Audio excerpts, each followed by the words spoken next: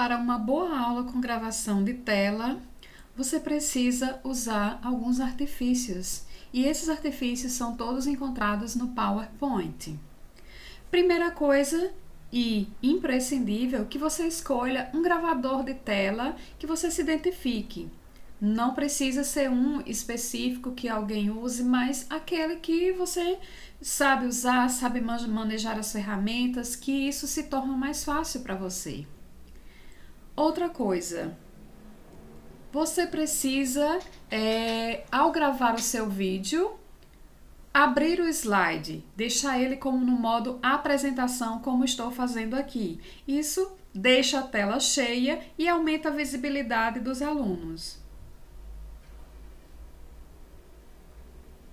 Outra coisa fundamental é, na hora de produzir o seu slide, vá para Design, Tamanho do slide e escolha a opção Widescreen.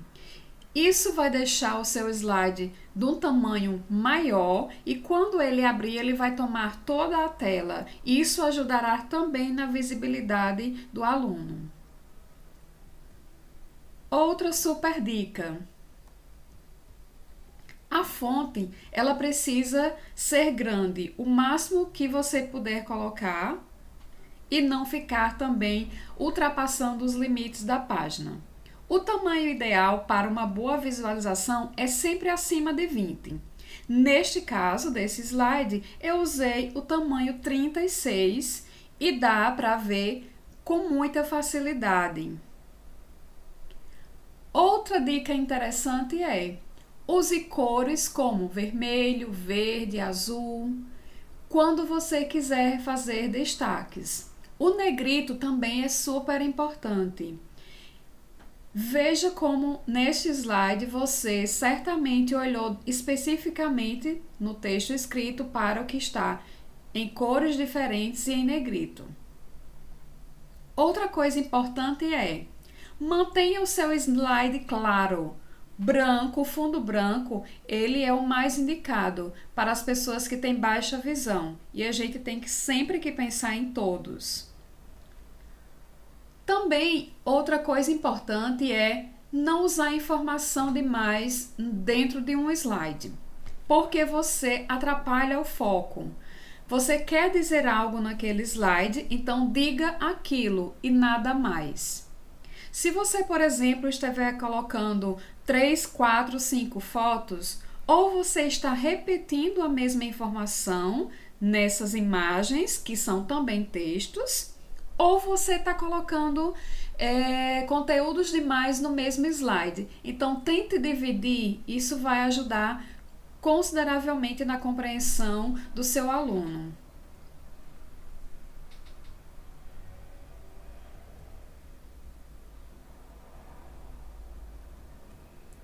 Quando você for fazer as correções das atividades, é uma nova aula. Então, encare como uma aula e vá trabalhando o porquê das respostas serem essas e não outras que os alunos marcaram. Quando você faz isso, você dá a possibilidade dos alunos ampliar cada vez mais os conhecimentos sobre aquele conteúdo que você está trabalhando. E isso é muito importante porque o nosso foco é sempre a aprendizagem.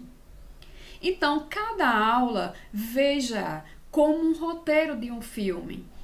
Então, pense na ideia do começo, meio e fim. Você acolhe os alunos, você apresenta os seus conteúdos e esse conteúdo ele tem que ter um foco específico. Você precisa saber do foco e os alunos também precisam saber. Os alunos precisam saber o que eles estudaram naquele dia. O que é que foi o ponto central? Então, veja sempre a sua aula como um filme, com o desenrolar de todas as situações que vão sendo apresentadas. Também não deixe de checar o seu aluno com questões.